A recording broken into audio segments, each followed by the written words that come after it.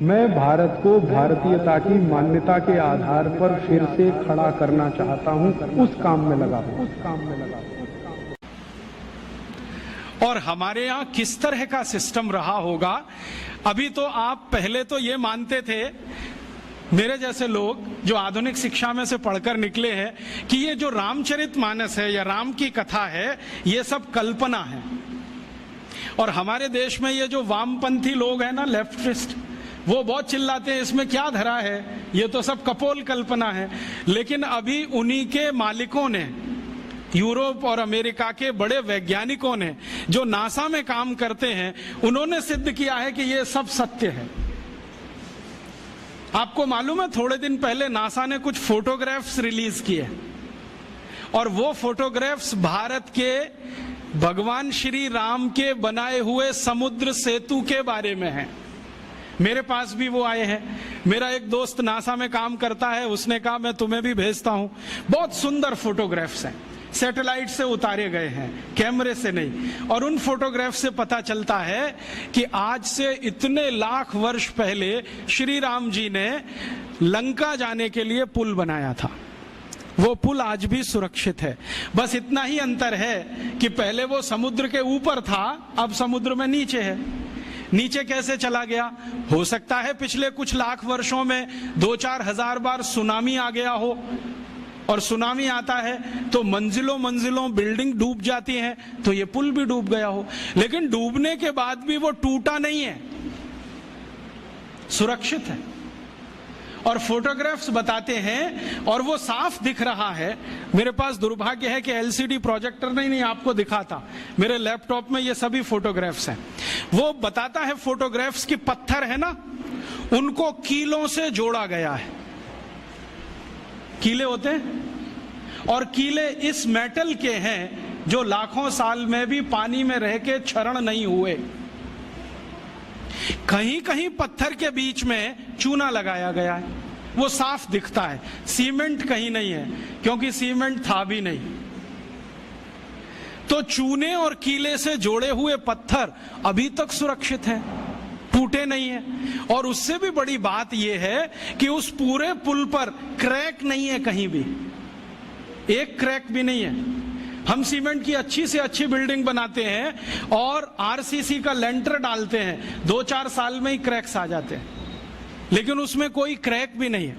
और उसकी एक और बड़ी विशेषता है कि वो पुल जो है ना, जेड शेप में है पूरा। जेड बनाते ना अंग्रेजी का, ऐसे है पुल। अभी जो पुल बनते हैं वो स्ट्रेट लाइन होती है, एक सीधी रेखा में दीवार खड़ी करते हैं तो डैम बन जाता है, वही पुल जैसा हो जाता है डैम की दीवार। वो जो है ना, ऐसे बनाया गया। क्यों? शायद इसलिए कि समुद्र के पानी का प्रेशर बहुत होता हो, तो उस प्रेशर को इक्वली डिस्ट्रीब्यूट करना हो, तो ये शेप सबसे अच्छा है। क्योंकि इसमें कई दीवार आ जाएंगी, हर दीवार पर प्रेशर डिस्ट्रीब्यूट हो जाएगा, तो उसकी लाइफ बढ़ जाएगी। इतनी अकल हिंदुस्तान के लोगों को आज से 8-8.5 लाख साल पहले थी। और जानते हैं इस पुल का डिजाइनर कौन?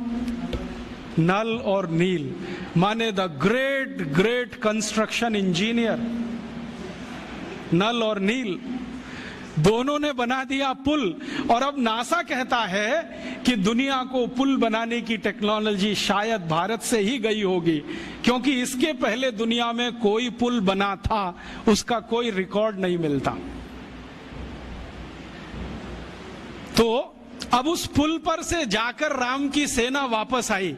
नल और नील और राम का एक संवाद है रघुवंशम में।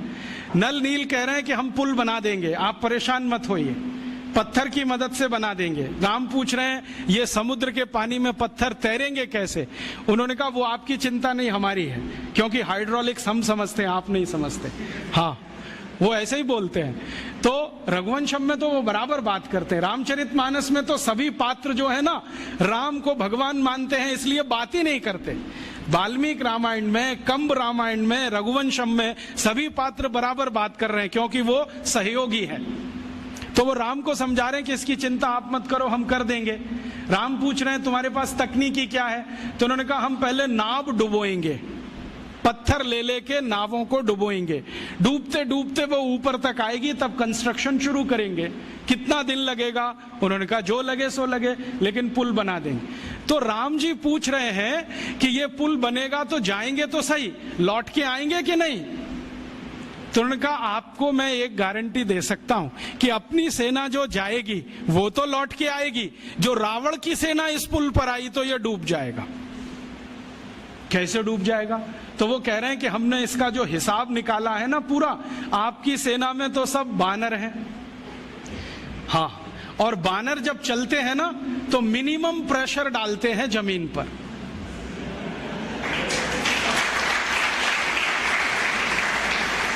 आपने देखा है ना, उनके पंजे भगवान ने कुछ ऐसे बनाए हैं कि उनका जमीन पर पंजे का टिकना बहुत कम दबाव डालता है, और वो ऐसे अद्भुत ऊर्जा के मालिक हैं सब बानर कि जैसे ही पंजा टिका तुरंत जंप कर देते हैं, और वो कंटिन्यू जंप कर सकते हैं। 1 किलोमीटर तक कर सकते हैं, 2 किलोमीटर तक कर सकते हैं। तो नल नील कह रहे हैं कि हमने पुल का डिजाइन ऐसा रखा है कि ये बानर जंप करके तो निकल जाएंगे सबके सब, जो रावण की सेना आई तो ये डूब जाएगा, क्योंकि रावण की सेना में सब राक्षस हैं, राक्षस शरीर में भारी हैं, भारी होने के साथ दबाव ज्यादा डालते हैं, तो ये पुल टूट जाएगा, वो मर जाएंगे। इसलिए युद्ध में हम विजयी होंगे, हारने का चांस नहीं है। इस क्वालिटी की चीजें हैं। अब ये क्वालिटी किसी देश में आई हो तो मैं मान सकता हूं कि उस पुल को बनाने का मटेरियल उस जमाने में रहा हो, और उस पुल को बनाने वाले जो लोग रहे, नल नील जैसे पता नहीं कितने, उनको और भी बहुत कुछ ज्ञान आता हो, क्योंकि पुल बनाने में जो उन्होंने चूना घिसा है उसमें कई तरह की जड़ी बूटियां भी मिलाई गई हैं, उनको जड़ी बूटियों का भी ज्ञान हो। तो इससे यह सिद्ध होता है कि उस जमाने का कंस्ट्रक्शन इंजीनियर जड़ी बूटियों का भी ज्ञाता होता होगा, हो सकता है आयुर्वेद भी उसको आता होगा।